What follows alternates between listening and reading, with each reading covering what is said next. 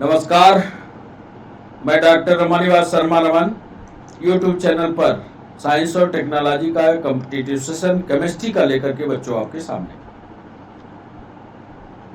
अब competitive exam PNST खासकर अब बिल्कुल पास है। केमिस्ट्री के वो महत्वपूर्ण सवाल जो बहुत ही महत्वपूर्ण है, अब उनकी बारी है। पूरी केमिस्ट्री का जो सिलेबस है उनको कई स्टेप में हम चलाने वाले हैं। आज पहला स्टेप होगा। जितने सवाल पिछली परीक्षाओं में पूछे गए, खासकर नए सवाल आपके सामने इस सेशन में हम शामिल करेंगे। आज सवालों की संख्या कुल मिलाकर के 15 होगी और इन 15 सवालों का हर सवाल का डिस्कशन पेज भी हम लगाए हैं। हर सवाल पर डिस्कशन करेंगे कि उसका जवाब क्यों। इन 15 सवालों में थ्योरी भी आपको एक पेज पर मिलेगी। सेशन की शुरुआत करें उसके पहले आपको बता दें कि चैनल को सब्सक्राइब करना, चैनल को लाइक करना और चैनल को शेयर करना ये आपकी जिम्मेदारी है। और जैसे ही चैनल मोनेटाइज हो जाएगा, हम लाइव सेशन लेकर के आपके सामने हाजिर होंगे। तो केमिस्ट्री का यह सेशन किसी भी कॉम्पिटिटिव एग्जाम के लिए अथवा किसी भी थ्योरी को पढ़ने के लिए कैसे सवाल बनते हैं, पीएनएसटी में, नीट में, स्टेट पीएससी, यूपीएससी, एसएससी में कैसे सवाल आते हैं, इसका हमने काफी ध्यान रखा है और उन्हीं सवालों की शुरुआत हम करने जा रहे हैं। चूंकि पीएनएसटी की परीक्षा काफी नजदीक है, इसको ध्यान में जरूर रखा है कि पीएनएसटी स्पेशल किया है इसको। और एमसीक्यू का सेशन का डिस्कशन जो है हम 15 सवाल के बाद करेंगे। पहले आप कोशिश करिएगा। केमिस्ट्री की कई सेशन चलते रहेंगे। आज पार्ट 1 होगा, फिर पार्ट 2 होगा, पार्ट 3, पार्ट 4, इस तरह से चलाएंगे। फिर इसके बाद फिजिक्स, फिर कंप्यूटर, फिर इस तरह से सारे सेशन हमारे चलेंगे और परीक्षा तक बिल्कुल मैराथन दौड़ जो है हमारी साइंस और टेक्नोलॉजी की चलती रहेगी। तो आज जो सवाल हैं आपके सामने वो काफी महत्वपूर्ण है। हो सकता है ये परीक्षा में आए हों, लेकिन ज्यादातर वो सवाल केमिस्ट्री के हम आज शामिल करने वाले हैं जो आपकी परीक्षा में आने वाले हैं। आप अपने आप को टेस्ट कीजिए कि क्या आपने केमिस्ट्री की वो थ्योरी पढ़ ली है जो आप परीक्षा देने जा रहे हैं उसमें बैठने। जो बच्चे 9th, 10th, 11th या 12th की तैयारी कर रहे हैं वो बढ़िया इसका नोट्स बना सकते हैं, या जो पीएससी की तैयारी कर रहे हैं इसको टू द पॉइंट लिख सकते हैं, और जो पीएनएसटी अथवा नीट की परीक्षा दे रहे हैं वो इन सवालों का जवाब थ्योरी के माध्यम से कैसे ढूंढें, ये प्रक्रिया आज हम बताने वाले हैं। तो बच्चों, सेशन की शुरुआत, पहला सवाल आपके स्क्रीन पर ये रहा। रेडियोधर्मी क्षय, ये आपने पढ़ा होगा। रेडियो एक्टिव डिकम्पोजिशन, रेडियो धर्मी क्षय का पालन करता है।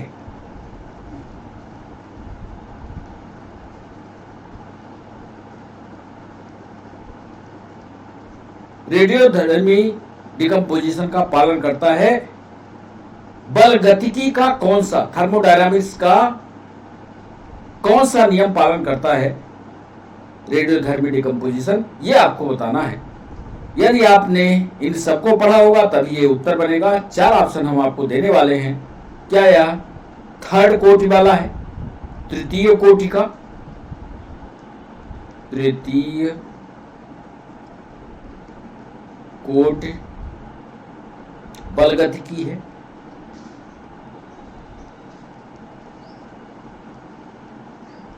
बी ऑप्शन दे रहे हैं शून्य कोटि बल गतिकी है। सी ऑप्शन दे रहे हैं प्रथम कोटि बल गतिकी है।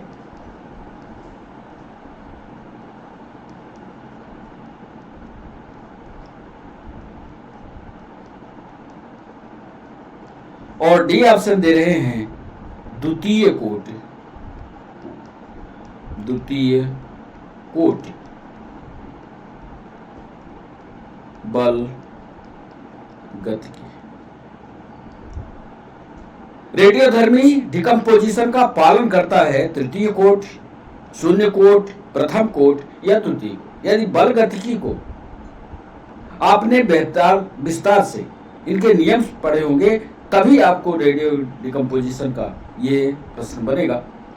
आपने पहला पढ़ा होगा, दूसरा पढ़ा होगा, तीसरा नियम कौन सा इसमें लागू होता है ये आपको बताना है।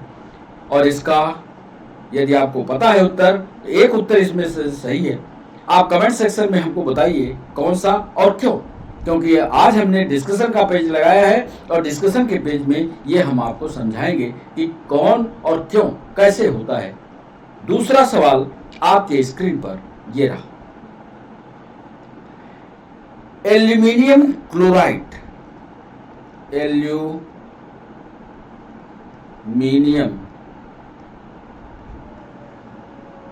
क्लोराइड, आपको इसका रासायनिक सूत्र पता होगा, नहीं पता होगा तो हम बताएंगे डिस्कशन के पेज में।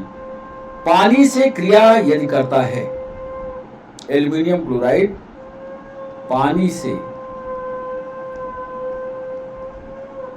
क्रिया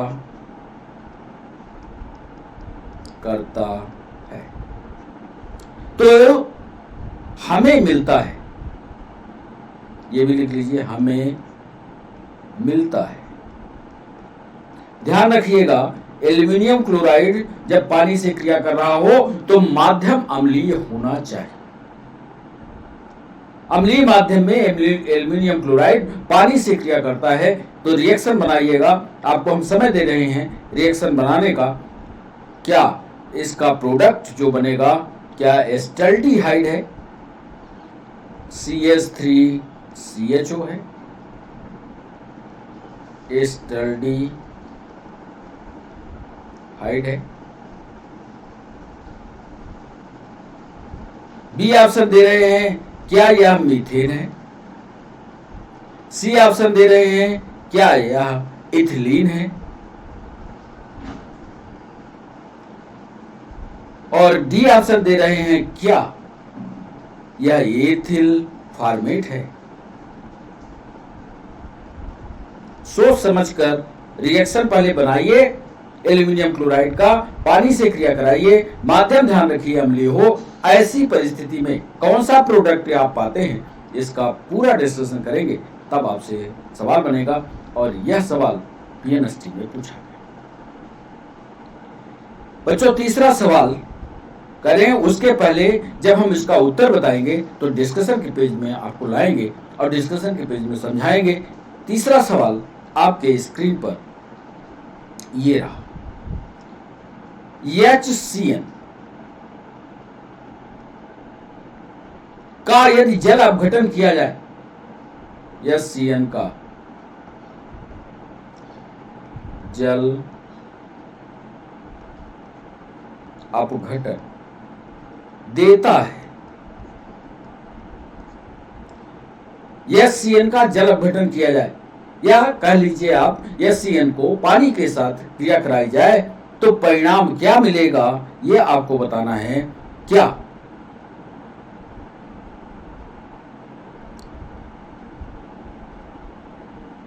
एस्टल्डिहाइड मिलेगा, फिर वही। बी ऑप्शन दे रहे हैं क्या फॉर्मेल्डिहाइड मिलेगा,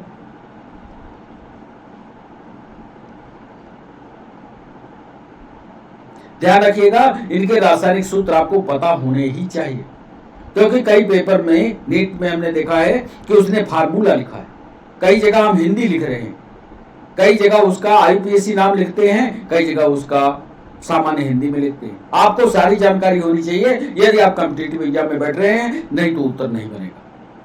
तो एस्टल्डिहाइड है, फॉर्मेल्डिहाइड है या फार्मिक एसिड है, या फार्मिक एसिड है। और डी ऑप्शन दे रहे हैं क्या या एसिटिक एसिड है,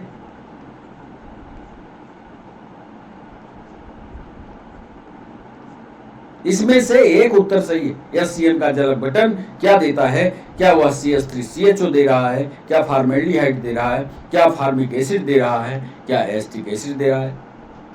इसकी पूरी रासायनिक क्रिया का डिस्कशन हम करेंगे और रासायनिक क्रिया करके आपको डिस्कशन के पेज में बताएंगे। बच्चों ध्यान रखिएगा, आज डिस्कशन के साथ सारे सवाल हैं। बच्चों चौथा सवाल आपके स्क्रीन पर यह रहा।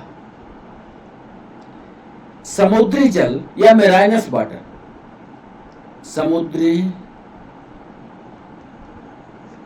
जल से निकाली गई धातु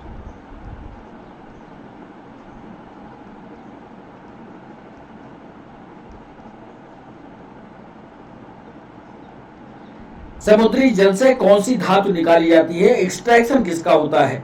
ध्यान रखिएगा, इनऑर्गेनिक केमिस्ट्री का ये बहुत महत्वपूर्ण सवाल। इनऑर्गेनिक केमिस्ट्री से भी 10 से 11 नंबर के सवाल आते हैं, फिजिकल और ऑर्गेनिक से भी आते हैं, पर PNST में 11 नंबर के सवाल इनऑर्गेनिक के हैं। समुद्री जल से निकाली गई धातु कौन सी होगी? ये ऑप्शन देना।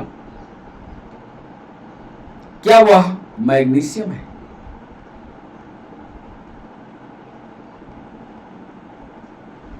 बी ऑप्शन दे रहे हैं, क्या वह कैल्शियम है?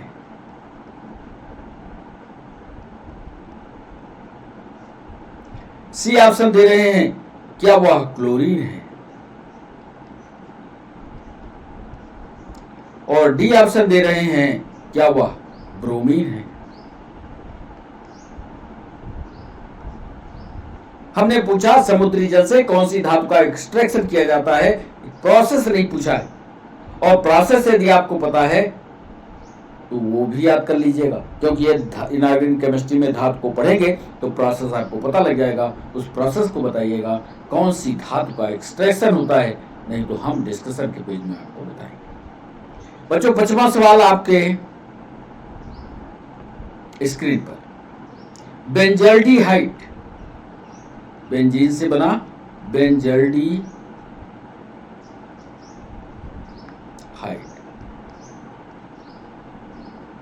क्लोरीन के साथ,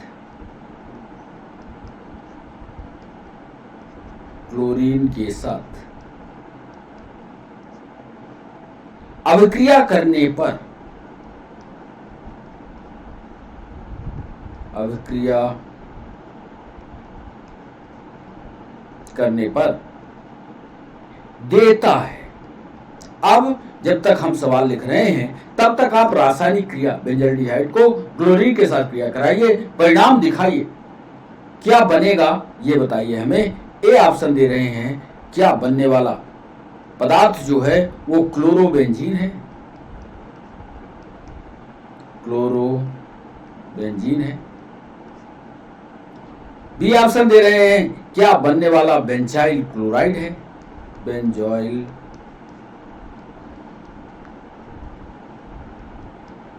क्लोराइड है। सी ऑप्शन दे रहे हैं, क्या वह बेंजाइल क्लोराइड है, बेंजोइल और बेंजाइल, बेंजाइल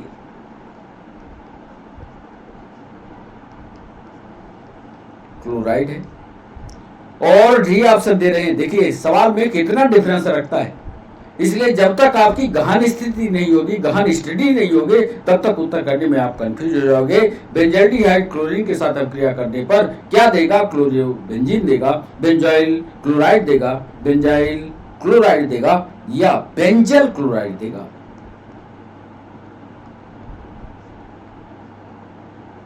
सही रासायनिक क्रिया करेंगे तो आपसे वो उत्तर बनेगा। ये था हमारा 5वां सवाल, इसका भी डिस्कशन करेंगे, इसकी भी रासायनिक क्रिया आपको दिखाएंगे। 6वां सवाल आपके स्क्रीन पर यह रहा। आपने नॉर्मेलिटी पढ़ी होगी, फिजिकल केमिस्ट्री में नॉर्मेलिटी कैसे निकाली जाती है ये आपने पढ़ा होगा। वहीं से ये सवाल निकाला, 1/1000 normality KOH billion, KOH billion का pH मान क्या है?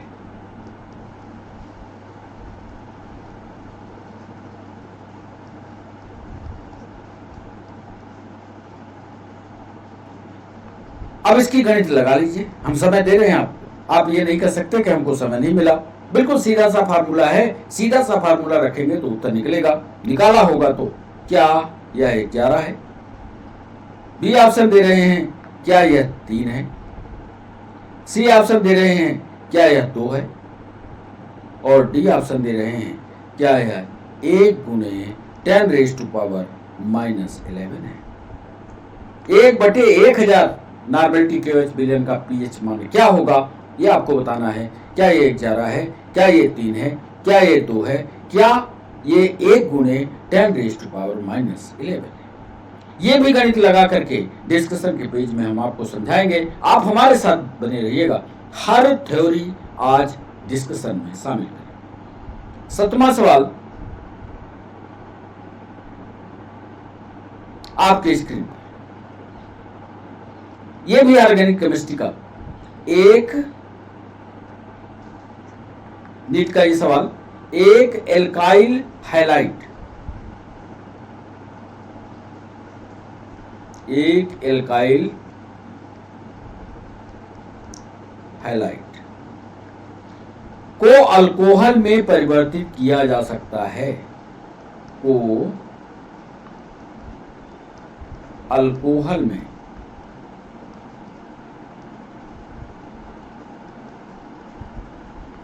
परिवर्तित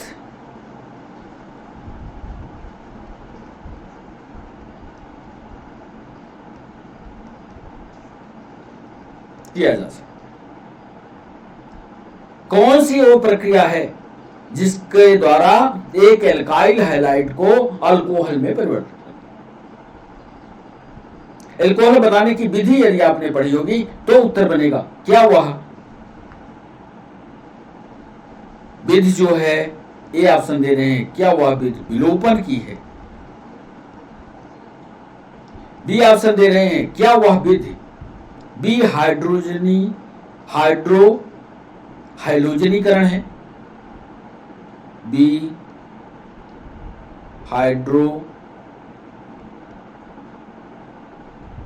हाइड्रोजनीकरण है?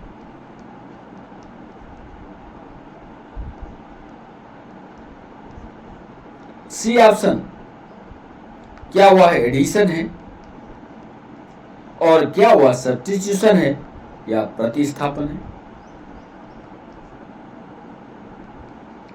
यह प्रक्रिया तभी समझ में आएगी जब आप इसकी थ्योरी पढ़ोगे। एक एल्काइल हैलाइड को अल्कोहल में परिवर्तित किया जा सकता है, क्या वह विलोपन की प्रक्रिया है? क्या वह बी हाइड्रोजनीकरण की प्रक्रिया है? क्या वह योग की प्रक्रिया है? क्या वह प्रतिस्थापन की प्रक्रिया है?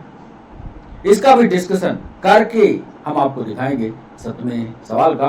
बच्चों, आपके स्क्रीन पर यह रहा 8वां सवाल।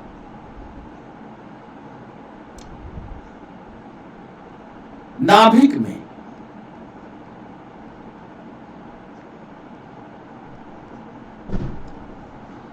छह प्रोटॉन पाए जाते हैं। नाभिक में 6 प्रोटॉन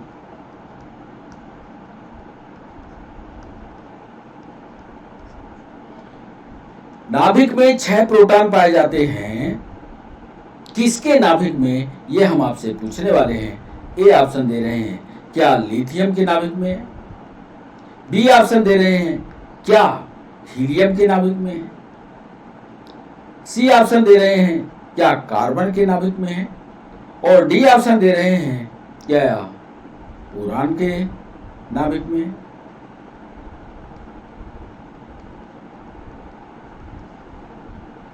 नाभिक में 6 प्रोटॉन, और 6 प्रोटॉन किसके नाभिक में है, यहां ये बताना है। इसका भी डिस्कशन पेज हमने लगाया है। 9वां सवाल आपके स्क्रीन पर। ऑक्सीडेशन और रिडक्शन की प्रोसेस से यह सवाल हमने उठाया। आपसे सवाल पूछ रहे हैं, ऑक्सीकरण यदि किसी पदार्थ का हो रहा है और उससे एल्डिहाइड प्रोडक्ट के रूप में बनता है, तो रिएक्टेंट क्या होगा? क्या वो एमीन है? क्या वो एल्कोहल है? क्या वह एक कीटोन है? कि क्या वह एक एसिड है? लिख लेते हैं सवाल को। ऑक्सीकरण पर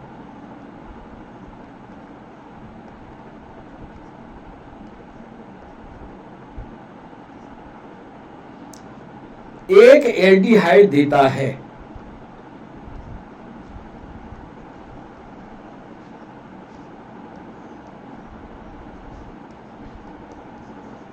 मतलब एक एल्डिहाइड का ऑक्सीडेशन किया जा रहा है। एक ऑक्सीकरण पर एल्डिहाइड देता है, क्या देता है? एक एमीन देता है, एक एमीन देता है। बी ऑप्शन दे रहे हैं, क्या वह एक एल्कोहल देता है? एक एल्कोहल देता है।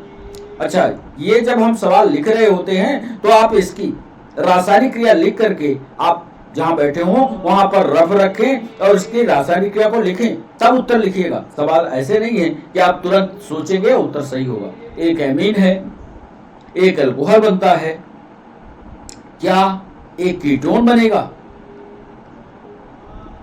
क्या एक कीटोन बनेगा? और डी ऑप्शन दे रहे हैं, क्या एक एसिड बनेगा? ऑक्सीकरण कर दिया जाए एल्डिहाइड का, बिल्कुल जैसे ऑर्गेनिक केमिस्ट्री आप पढ़ते हो, एल्डिहाइड एरोमेटिक कंपाउंड के सारे ऑक्सीकरण लिखे हुए हैं, वहीं से लाइन हमने उठाई है कि ऑक्सीकरण पर एक एल्डिहाइड क्या देगा? क्या वो एमीन देगा? क्या वो एल्कोहल देगा? क्या एक कीटोन देगा? क्या वह एक एसिड देगा? इसकी भी रासायनिक क्रिया हम लिख करके आपको डिस्कशन के पेज में समझाएंगे। बच्चों, 10वां सवाल आपके स्क्रीन पर। इंसुलिन से जुड़ा हुआ सवाल। इंसुलिन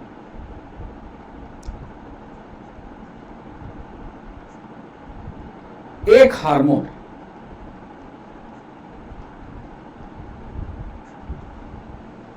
रासायनिक रूप से, इंसुलिन एक हार्मोन रासायनिक रूप से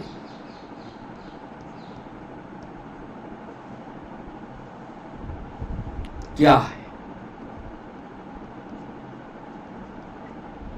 क्या रासायनिक रूप से फैट है, बसा है? बी ऑप्शन दे रहे हैं, क्या यह रासायनिक रूप से कार्बोहाइड्रेट है?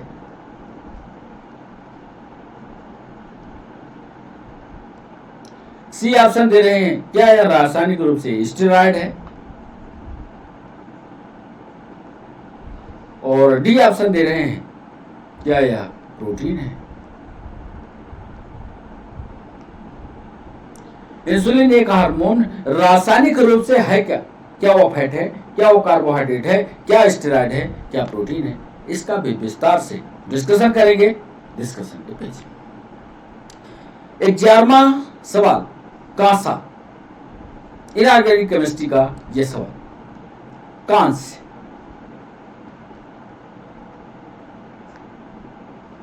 एक मिश्र धातु,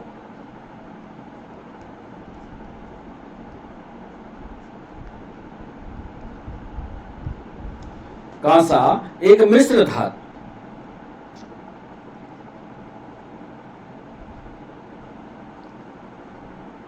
किस धातु का, किस धातु का मिश्र? ए ऑप्शन दे रहे हैं, क्या यह लेड धन जस्ता है? बी ऑप्शन दे रहे हैं, क्या यह कॉपर धन जस्ता है? सी ऑप्शन दे रहे हैं, क्या यह लेड टिन धन जस्ता है? और डी ऑप्शन दे रहे हैं, क्या यह कॉपर धन टिन है? कांस्य एक मिश्र धातु किस धातु का मिश्रण है? लेड और जस्ता का है, कॉपर धन जस्ता का है, लेड टिन और जस्ता का है, कॉपर धन टिन का है। बच्चों, इसकी भी रासायनिक क्रिया करके और आपको कांसा जैसी धातु को बनाकर दिखाएंगे, इसका भी डिस्कशन का पेज हमने लगाया। बच्चों, 12वां सवाल। 12वें सवाल पर आते हैं। एक तत्व के नाभिक में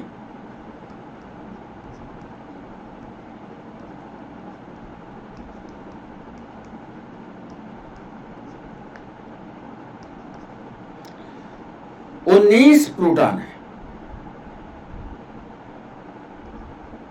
ध्यान से करिए, 19 प्रोटॉन। इसकी संयोजकता यानी बैलेंसी क्या होगी ये बताना है। इसकी बैलेंसी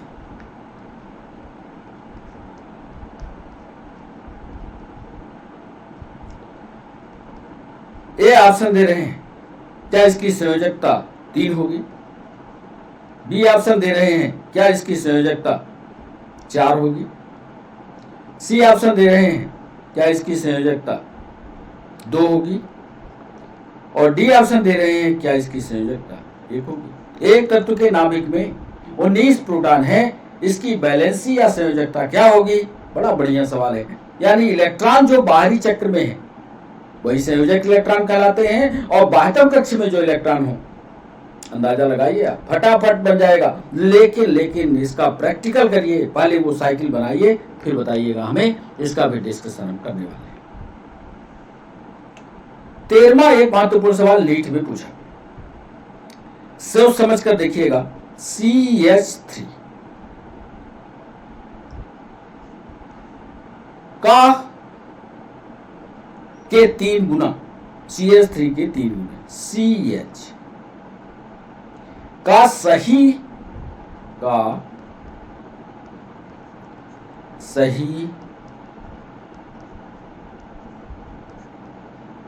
रासायनिक नाम क्या। अब यदि आप इसका पूरा नाम लिखना हो तो इसके कार्बन कार्बन को जब सेपरेट करेंगे तभी सही नाम होगा। क्या इसका सही नाम, ए ऑप्शन में देखिएगा, क्या इसका सही नाम 2 मिथाइल प्रोपेन है। बी ऑप्शन दे रहे हैं, क्या डाई मिथाइल इथेन है।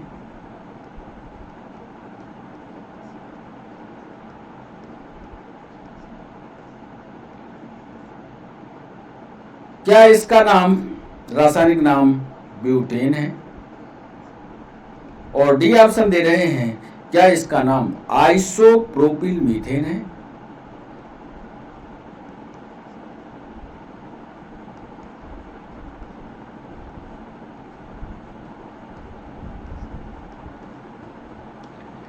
CH3 के 3 और CH का सही रासायनिक नाम क्या हो। पहले इसको लिखिए, आप कॉपी पर लिखिए, तब नाम खोजिएगा। क्या इसका नाम 2 मिथाइल प्रोपीन है, क्या इसका नाम डाई मिथाइल इथेन है, क्या इसका नाम ब्यूटेन है, क्या इसका नाम आइसोप्रोपिल मीथेन है। 14 नंबर का सवाल, इसका भी डिस्कशन हम करेंगे।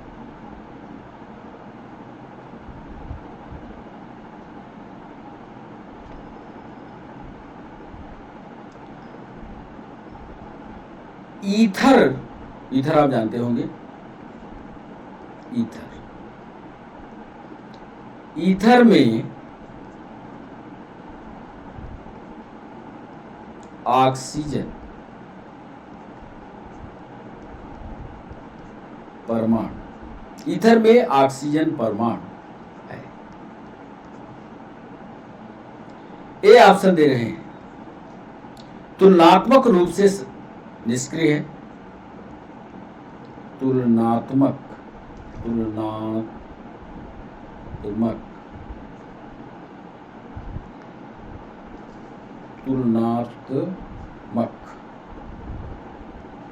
रूप से इनएक्टिव है।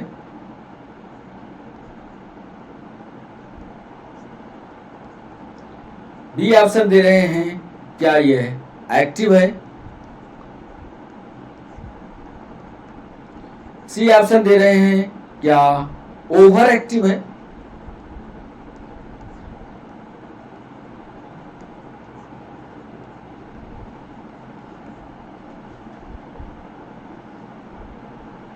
क्या ईथर में ऑक्सीजन परमाणु स्थान लेने योग्य है?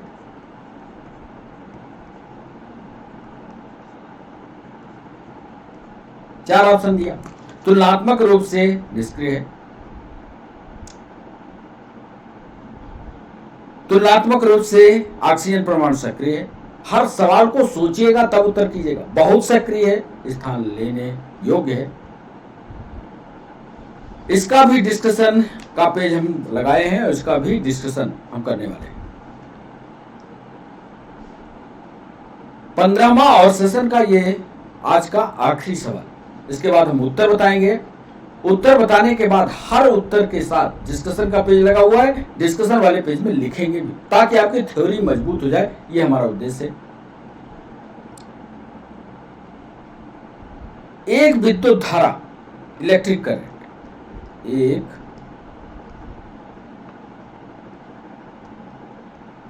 विद्युत धारा निम्नलिखित के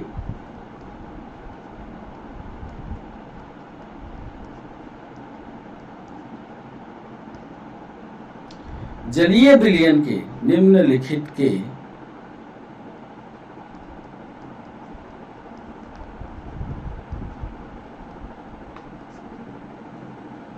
जलीय विलयन के माध्यम से, एक विद्युत धारा निम्नलिखित के जलीय विलयन से गुजारी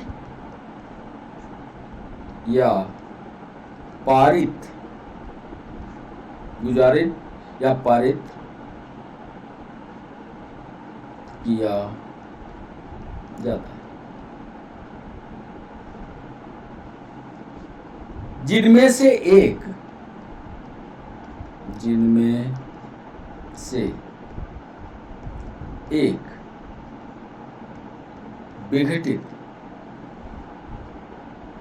होगा। ये ऑप्शन दे रहे हैं। क्या यह विघटन जो है एथिल अल्कोहल के रूप में,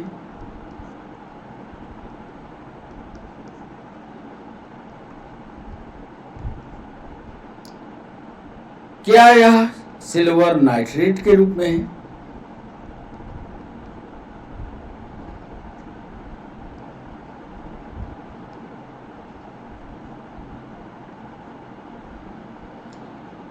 क्या यह ग्लूकोज के रूप में है, और डी ऑप्शन दे रहे हैं क्या यह यूरिया के रूप में है।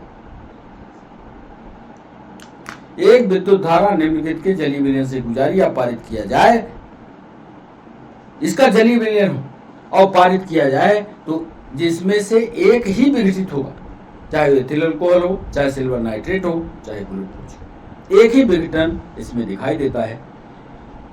अब बारी है बच्चों इसके उत्तर बताने की।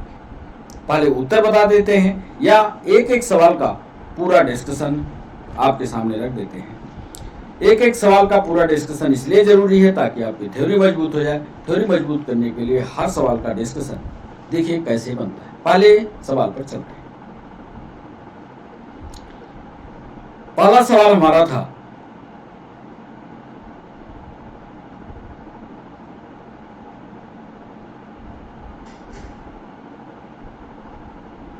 रेडियोधर्मी क्षय का पालन कौन करता है। तृतीय कोटि बलगतिकी है, शून्य कोटि बलगतिकी है, प्रथम कोटि बलगतिकी है, द्वितीय कोटि बलगतिकी है।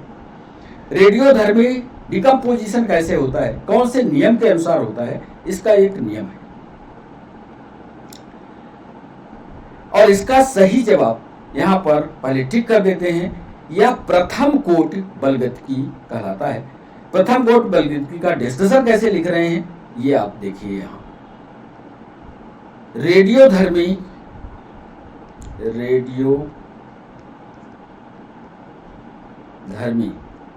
क्षय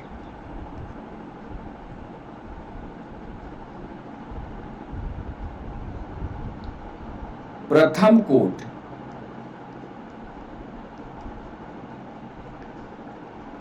बलगतिकी का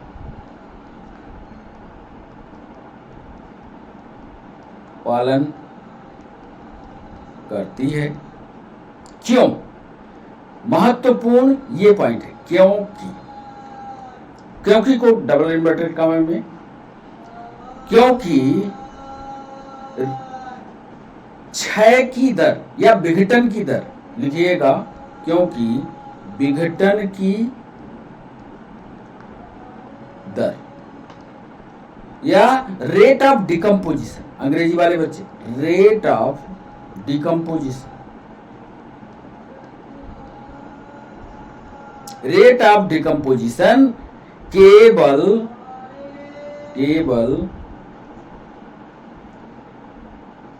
रेडियोधर्मी पदार्थ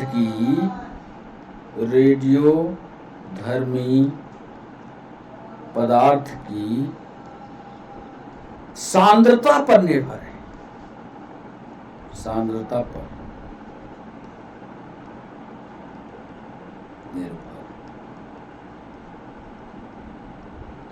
कितनी बढ़िया बात करा।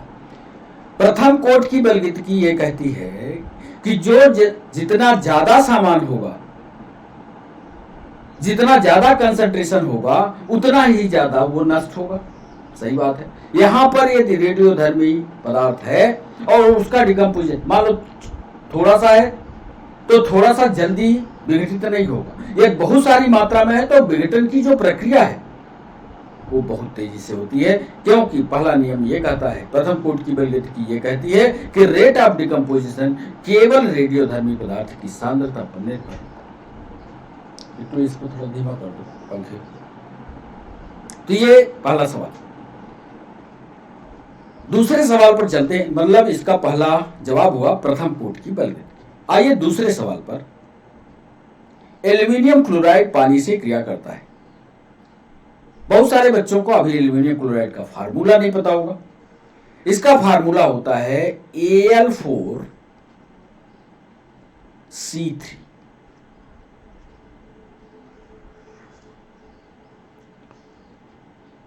ये एल्यूमिनियम क्लोराइड नहीं है बच्चों, एल्यूमिनियम कार्बाइड है, सुधार लेना, कार्बाइड है।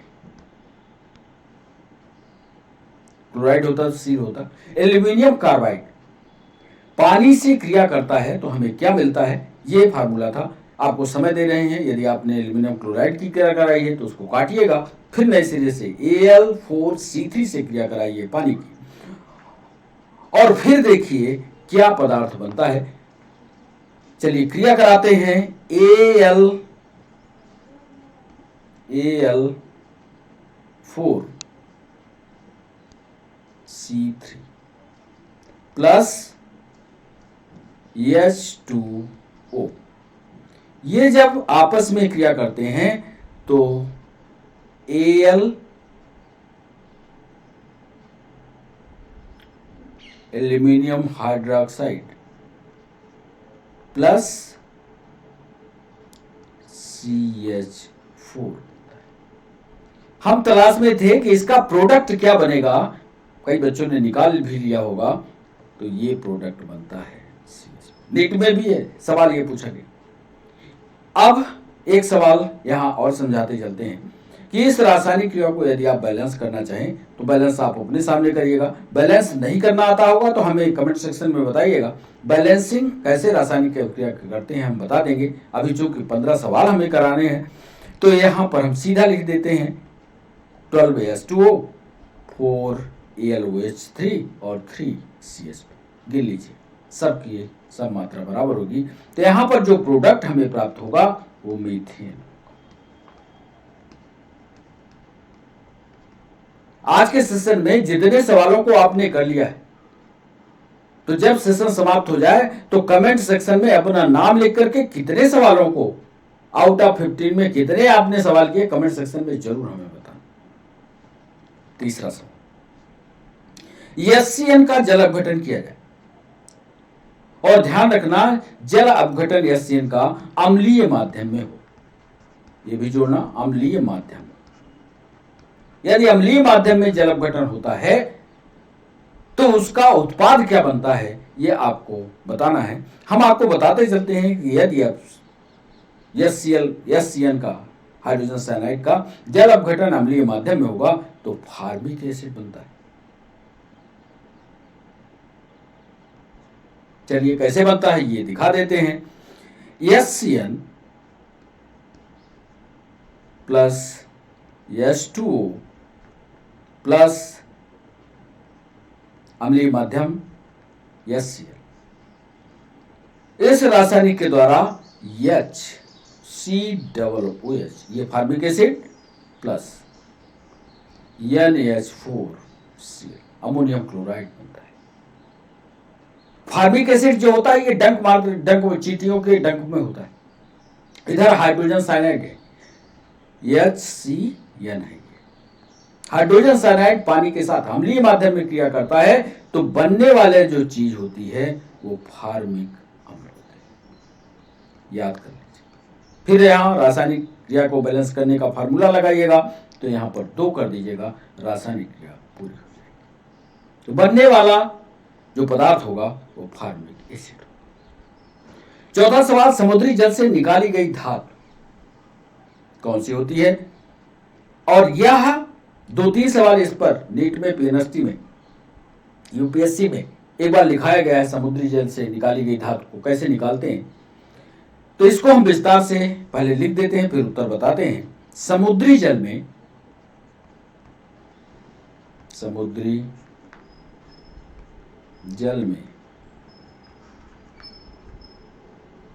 कई टन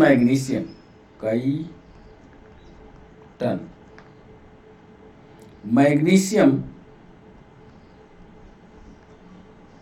धातु पाई जाती है। एक पॉइंट तो ये मान लीजिए आप नोट्स बना रहे हैं तो कई टन पाई जाती है। दूसरा ये बता दें कि मैग्नीशियम धातु समुद्री पानी के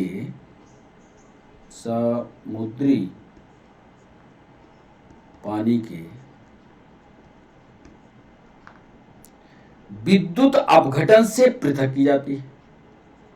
ये भी एक ऑब्जेक्टिव का, विद्युत अपघटन से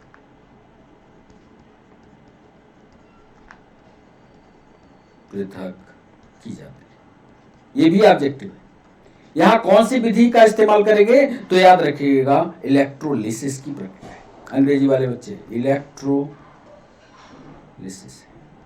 विद्युत अपघटन से, मतलब समुद्र का पानी हो उसमें करंट डाल दो, मैग्नीशियम धातु पृथक हो जाएगी। एक सवाल ये यूपीएससी ने पूछा कि कितनी धातु पीपीएम पर कितनी धातु उपस्थित है, तो तीसरा पॉइंट ये भी लिख दें कि समुद्री जल में लगभग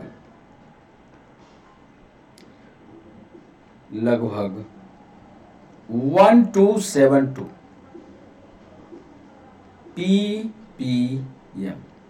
ppm mg उपस्थित होता है।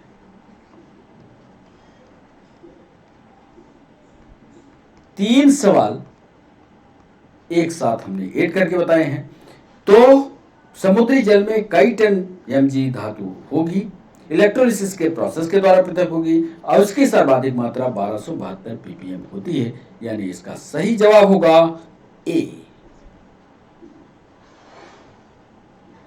बच्चों 5वां सवाल हमने पूछा आपसे, बेंजाल्डिहाइड क्लोरीन के साथ अभिक्रिया करें तो ये क्या बनाएगा, तो ये बनाता है बेंजोइल क्लोराइड का। क्या इसका फार्मूला होता है ये हम डिस्कशन के पेज में रासायनिक क्रिया करके, आप पहला तो ये लिख लीजिए, पहले बेंजाल्डिहाइड कैसे लिखा जाता है, बेंजीन से बनेगा। तो पहले बड़ा सरल है, ऑर्गेनिक केमिस्ट्री जब भी आप पढ़ें कैसे, देखिए हमने लिखा इसको, पूरी प्रक्रिया इसकी, इस पर कार्बन, ये एक अल्टरनेट बॉन्ड होता है, ना समझ में आएगा तो बताना। इस अल्टरनेट पर एक ग्रुप जुड़ता है बेंजाल्डिहाइड, बेंजाल्डिहाइड का क्रियात्मक समूह होता है CHO। अब देखिए CHO को हमको जोड़ना है, तो ये हाइड्रोजन के साथ एक बॉन्ड से और ऑक्सीजन के साथ डबल बॉन्ड से जुड़ गया। ये जो आप चीज देख रहे हो ना, ये बेंजाल्डिहाइड है, समझ गए। इसको लिख लो, बेंजल्डिहाइड। अब बेंजल्डिहाइड किसके साथ क्रिया किया? सवाल देखो, बेंजल्डिहाइड क्लोरीन के साथ अभिक्रिया करता है। चलिए क्लोरीन के साथ क्रिया कराते हैं। जब भी क्लोरीन के साथ इसकी क्रिया होगी तो बेंजोइल क्लोराइड बनता है, यह हाइड्रोजन प्रतिस्थापित हो जाता है। फिर से वही चित्र बनाते हैं बेंजीन का, बनाया बेंजीन, फिर से अल्टरनेट बॉन्ड लगाया, यहाँ पर कार्बन को जोड़ा, हाइड्रोजन प्रतिस्थापित किया और ये जो फार्मूला बना ये कहलाता है बेंजोइल क्लोराइड। लिख लीजिएगा, बेंजोइल।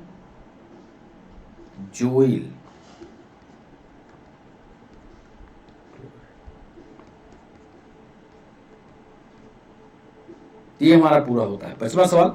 6वां सवाल हमने पूछा कि पोटेशियम हाइड्रोक्साइड इतने नॉर्मल का है बिलियन का पीएच मान क्या होगा?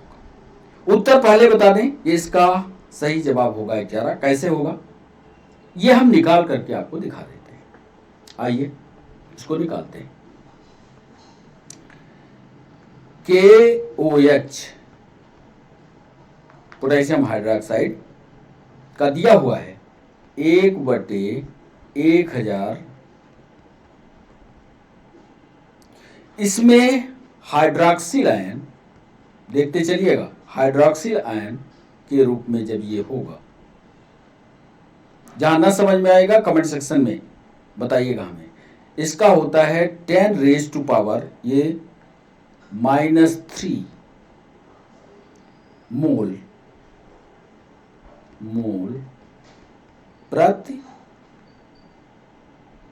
लीटर -1।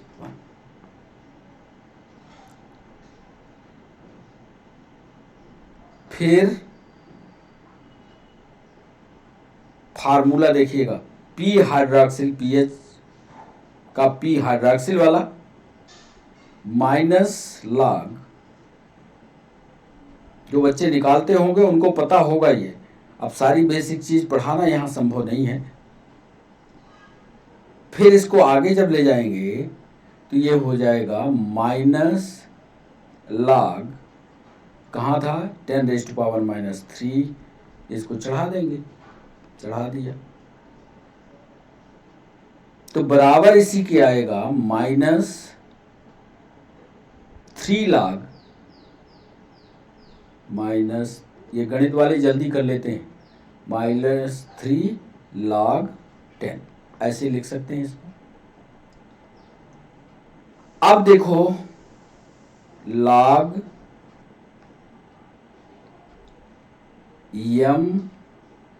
n बराबर n log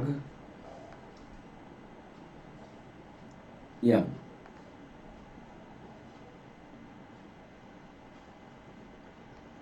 समझने की इसको कोशिश करना, हमारे ख्याल से समझ आ रहा होगा। log 10 बराबर 1।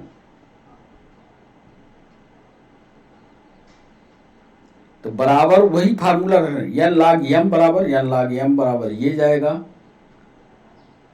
+3 × 1। इसी प्रक्रिया को POH बराबर हो जाएगा ये वाला POH बराबर हो जाएगा 3। अब इसी प्रक्रिया को आगे ले चलते हैं, यहां से आगे बढ़ाते हैं। PH प्लस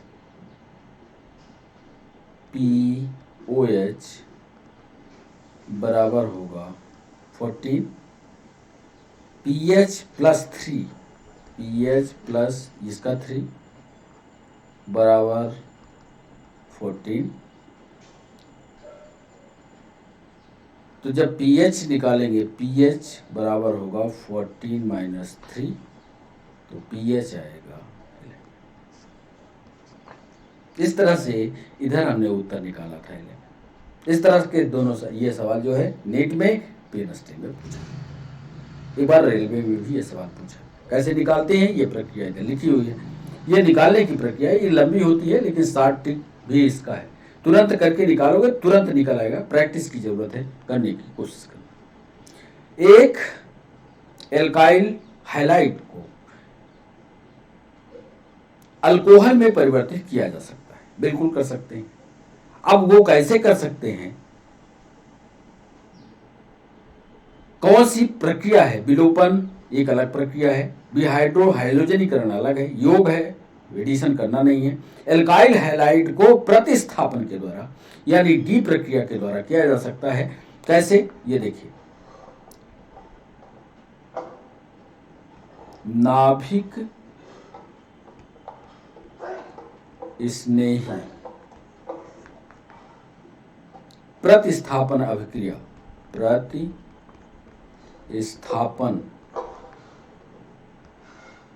अभिक्रिया, नाभिक स्नेही प्रतिस्थापन अभिक्रिया द्वारा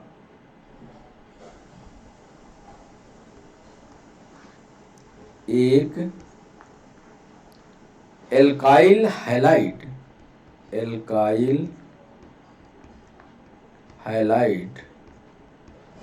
एक एल्काइल हैलाइड एल्कोहल में परिवर्तित हो सकता है।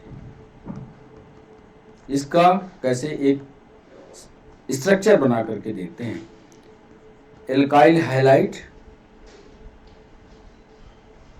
और यदि इसके साथ जलीय NaOH की क्रिया कराई जाए, सोडियम हाइड्रोक्साइड की, तो परिणाम देखिए, ये X जो है प्रतिस्थापित हो जाएगा और NaX बन जाएगा। मतलब ये वाला जो X है ये प्रतिस्थापित हो गया या सोडियम के साथ जुड़ के चला जाएगा, और ये R एल्कोहल के रूप में, वो H ग्रुप जब जुड़ जाए तो इसका मतलब समझिए वो एल्कोहल बन गया। तो एल्कोहल में इसका प्रतिस्थापन हो गया, यही क्रिया कहलाती है प्रतिस्थापन। स्थान परिवर्तन हो गया, कहीं ग्रुप के साथ कोई मिला नहीं, एक स्थान परिवर्तन हुआ, ये हटा इसके साथ चला गया, ये हटा इसके साथ। ये सारी क्रियाएं आपको पढ़ लेनी चाहिए, जितनी इधर क्रियाएं लिखी हैं। विलोपन क्या है, डिहाइड्रो हाइड्रोजनीकरण क्या है, योग क्या है, प्रतिस्थापन क्या है, ये सारी क्रियाएं पढ़ लो बच्चों। 8वां, नाभिक में 6 प्रोटॉन। हम जानते हैं कि एटॉमिक वेट बराबर होता है नंबर ऑफ प्रोटॉन धन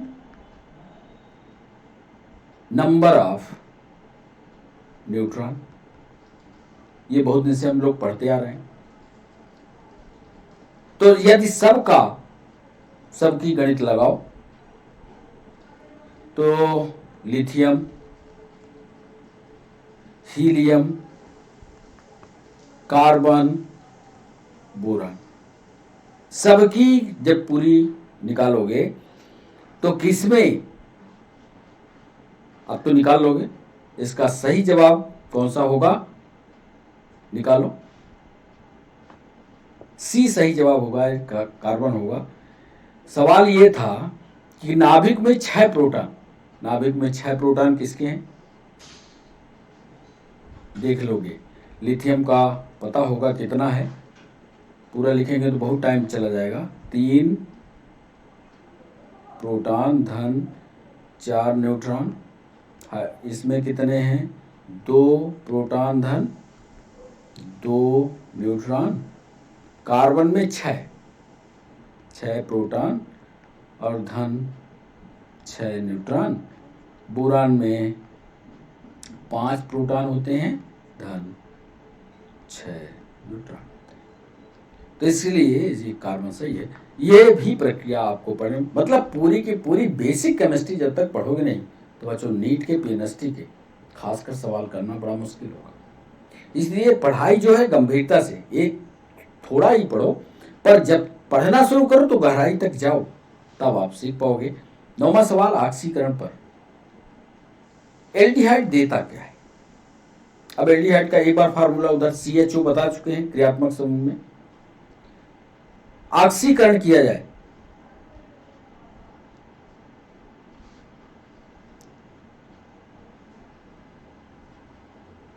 ऑक्सीकरण पर एक, ऐसा तो नहीं कि उल्टा हमने फार्मूला लिख दिया,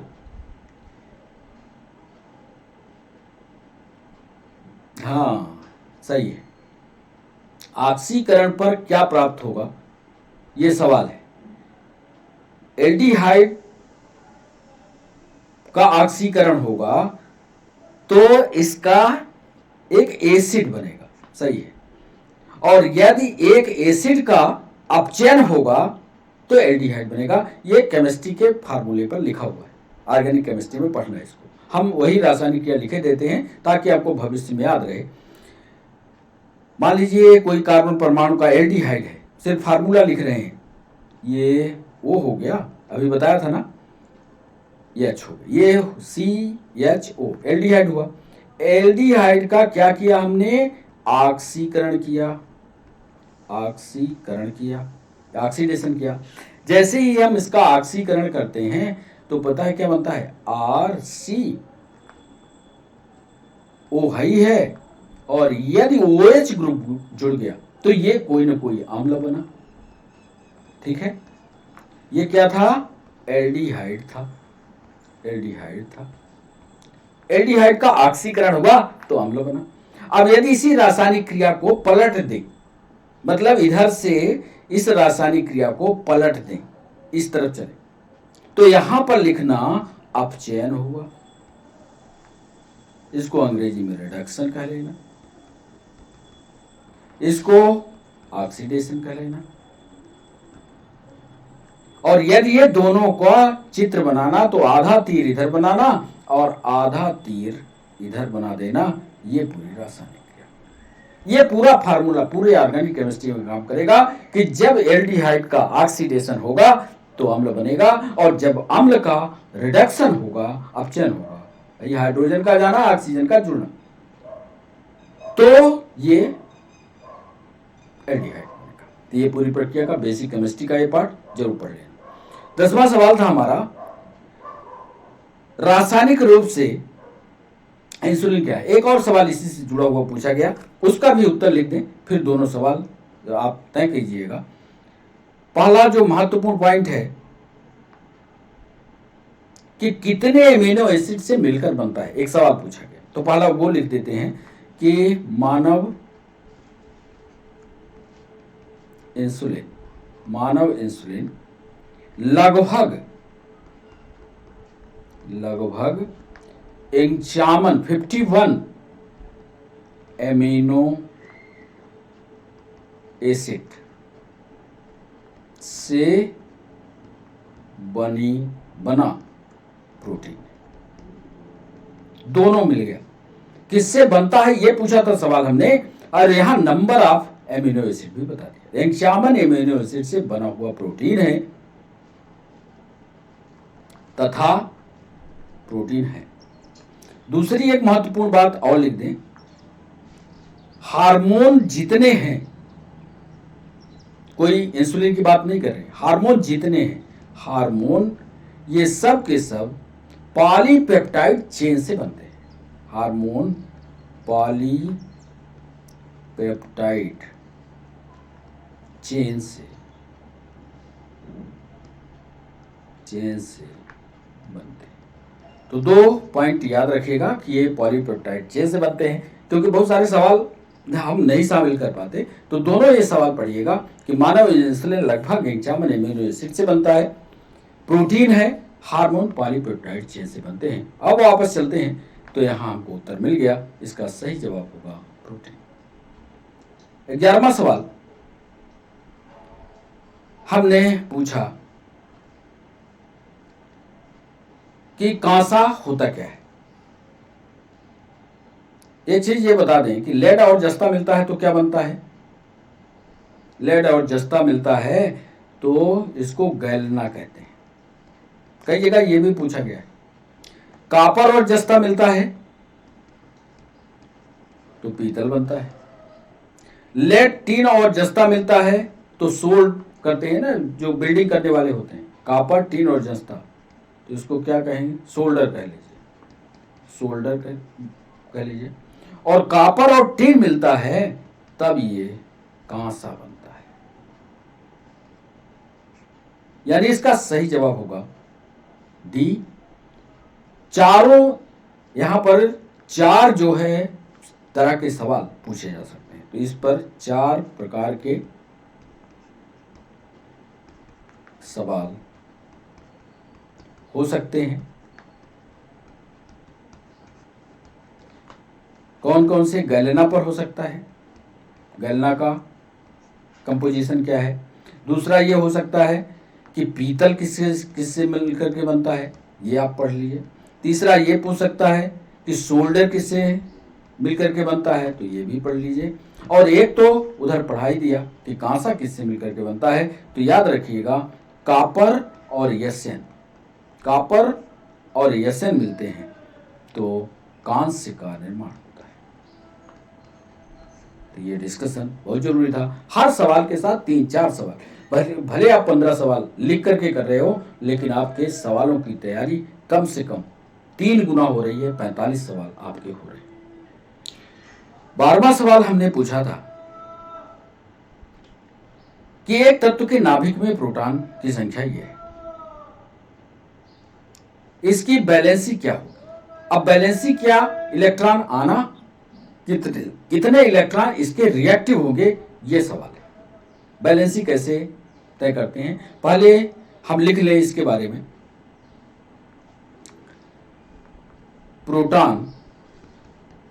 प्रोटॉन की संख्या तो हमें पता है 19,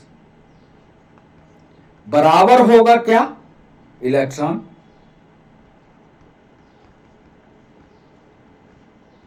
बराबर 19, काहे 19? उदासीन के लिए, न्यूट्रल होने के लिए, उदासीन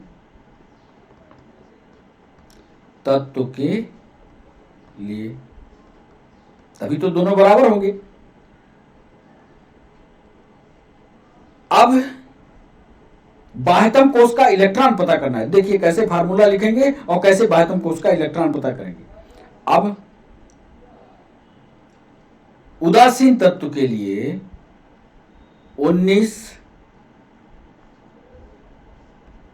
के पोटेशियम का कैसे? फर्स्ट S2, यदि ये आपने पढ़ा होगा तभी बनेगा। Second S2, 2p6, 3s²। अब ये हम इसके पहले वाले वीडियो में सब कुछ पढ़ा चुके हैं। 3p6 और 4s1। इसका मतलब ये हुआ कि बाह्यतम कक्ष में, यदि आप इसका इलेक्ट्रॉनिक कॉन्फ़िगरेशन इस तरह से नहीं समझते हैं तो इस तरह से समझिएगा, पहले कक्ष में 2, उसके बाद के कक्ष में 8, फिर 8 और फिर 1 इलेक्ट्रॉन। अब यहां पर यह तय हो गया कि बाह्यतम में, यदि लिखिएगा कि बाह्यतम में 1 इलेक्ट्रॉन है तो संयोजकता भी एक ही हो। अब चलते हैं उत्तर की ओर। ये पढ़ लीजिएगा, केमिस्ट्री का ये सेशन भी बहुत महत्वपूर्ण है। वीडियो पीछे बहुत सारे हैं, उनको पढ़िएगा, इसीलिए इसका सही जवाब होगा 1। बच्चों 13वां सवाल हमने पूछा CH3 का सही रासायनिक नाम क्या होगा। रासायनिक नाम जब भी आपसे पूछा जाए उसको विस्तार से लिखने की कोशिश करिएगा। जिस चीज पर, जिस कार्बन पर कोई भी क्रियात्मक समूह लगा होगा उसको लिखिएगा। वहीं से इसको लिखा जाता है जहां पर क्रियात्मक समूह होता है। IUPAC पद्धति में जो 11th 12th बच्चे साइंस स्ट्रीम में रहे होंगे उनको पता होगा कि IUPAC नाम लिखते कैसे हैं, उन्होंने पढ़ा होगा। नहीं पढ़ा होगा तो हम आपको बताते हैं। पहले इसका फार्मूला लिखते हैं, और फार्मूला लिखते समय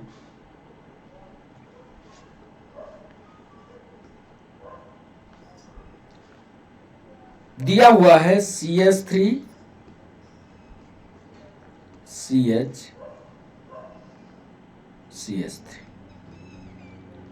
अब यदि इसकी पोजीशन गिनते हैं तो 1 नंबर इसको देंगे, 2 नंबर इसको देंगे, 3 नंबर इसको देंगे। अब यहां पर एक हाइड्रोजन कम हुआ, एक हाइड्रोजन कम हुआ तो इसके इस पोजीशन इस कार्बन पर लगा दिया हमने CH3, क्योंकि हमारे पास CH3 की संख्या कितनी है, 1 2 3। आप देख लीजिए CH3 की संख्या कितनी है, 3, और CH सेपरेट है तो CH3 की संख्या इसी CH से लगी हुई है। अब आपके समझ में आ रहा होगा, इसी CH से कितने CH3 लगे हैं, 3। देख लो 1 2 3। तो जब यदि आपने पहले लिख लिया, फार्मूला लिखते आपसे बन गया, तो नाम करने में बहुत ही सरलता होगी। अब यहां पर गिनेंगे तो 1 2 3 आए। एक कार्बन को क्या कहते हैं, 2 कार्बन को क्या कहते हैं, 3 कार्बन को। एक कार्बन को यदि आप होगा तो आप उसको मीथेन कहते हैं, 2 कार्बन वाले को ईथेन कहते हैं, 3 कार्बन वाले को प्रोपेन कहते हैं। अब हमारे पास ये भी फार्मूला है, तो एक तो तय हो गया कि प्रोपेन इसका नाम होगा, प्रोपेन होगा। और इसमें जो क्रियात्मक समूह लगा वो दूसरे कार्बन पर लगा हुआ है। देख लो इधर से गिनो ना, 1 2 3। तो यहां पर लिखोगे 2, ये क्रियात्मक समूह कौन सा है, मेथिल है। CH3 जहां भी लगेगा ये मेथिल कहलाता है। तो 2 मेथिल ऐसे लिखोगे, 2 मेथिल प्रोपेन। इसका सही नाम होगा 2 मेथिल प्रोपेन।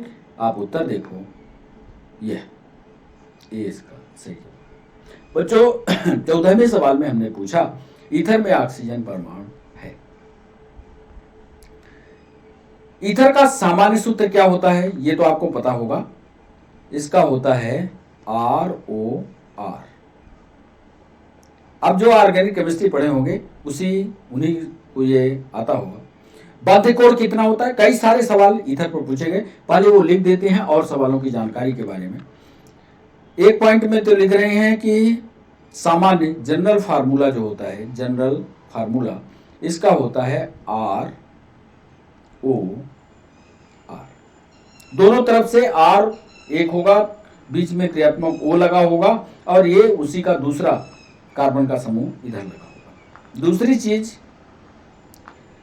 COC का कार्बन यहां भी, कार्बन यहां भी, COC का बंध कोण कितना है, तो इनके बीच का बंध कोण कितना है, यह भी सवाल पूछा जाता है। बंध कोण, इनका बंध कोण होता है 104.5 डिग्री। ये भी याद करना है आपका, 104.5 डिग्री। और तीसरा जो महत्वपूर्ण है,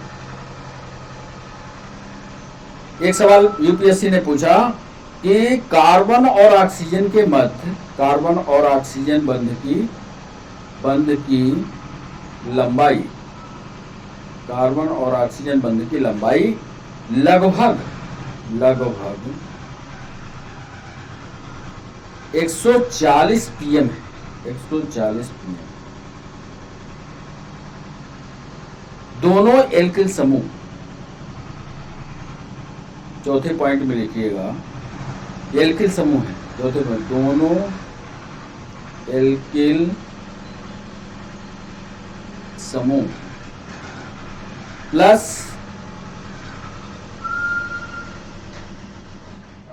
प्लस और माइनस प्रभाव के कारण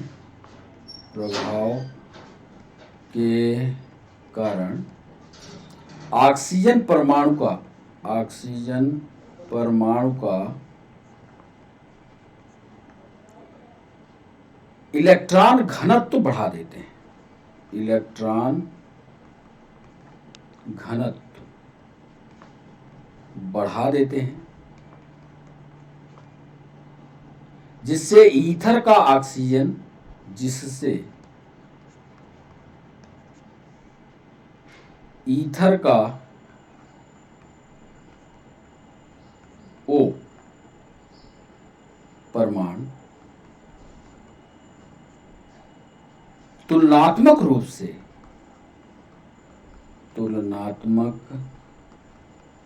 से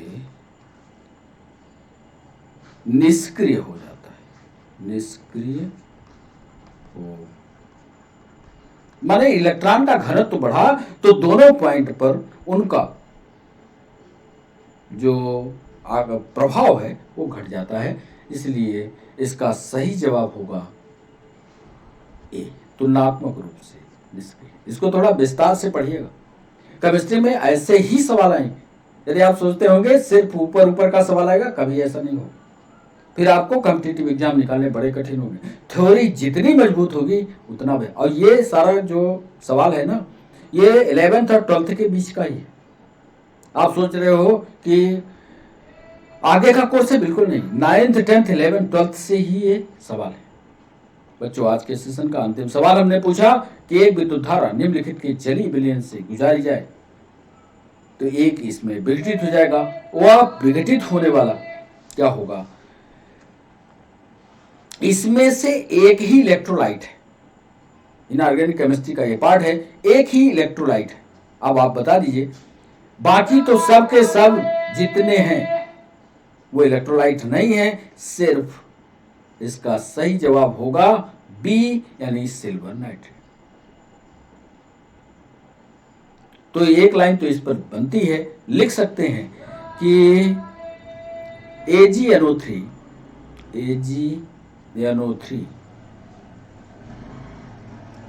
इलेक्ट्रोलाइट है। एक बात, बाकी सब के सब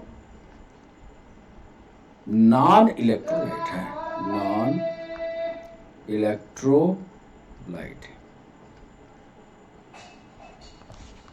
AgNO3 इलेक्ट्रोलाइट है, यानी इसमें यदि आपने विद्युत करंट को प्रवाहित कर दिया तो ये इसके जो पार्ट होंगे ये सब के सब अलग अलग हो जाएंगे। सिल्वर अलग हो जाएगा, नाइट्रोजन अलग हो जाएगा, ये टूट जाएगा अपने अपने आयनों में, विघटित हो जाएगा।